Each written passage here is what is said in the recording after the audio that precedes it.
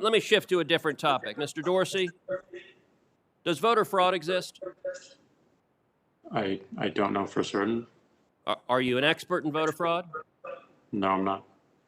Well, why then is Twitter right now putting purported warnings on virtually any statement about voter fraud?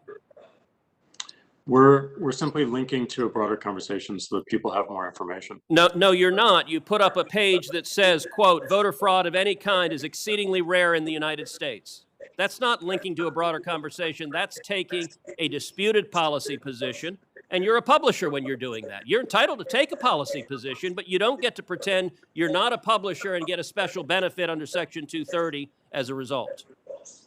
That link is pointing to a broader conversation with tweets from publishers and people all around the country. Mr. Dorsey, would the following statement violate Twitter's policies? Quote, absentee ballots remain the largest source of potential voter fraud. I imagine that we would label it so that people can have more context and read through. How about this quote? Quote, third-party organizations, candidates, and political activists. Voter fraud is particularly possible where, quote, third-party organizations, candidates, and political party activists are involved in, quote, handling absentee ballots. Would you flag that as potentially misleading?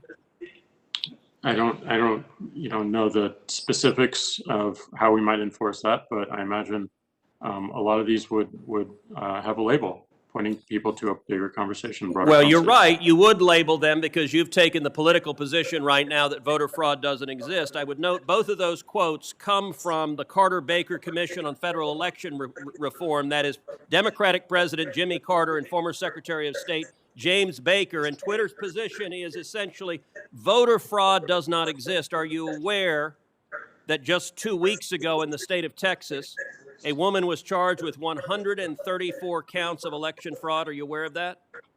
I'm not aware of that.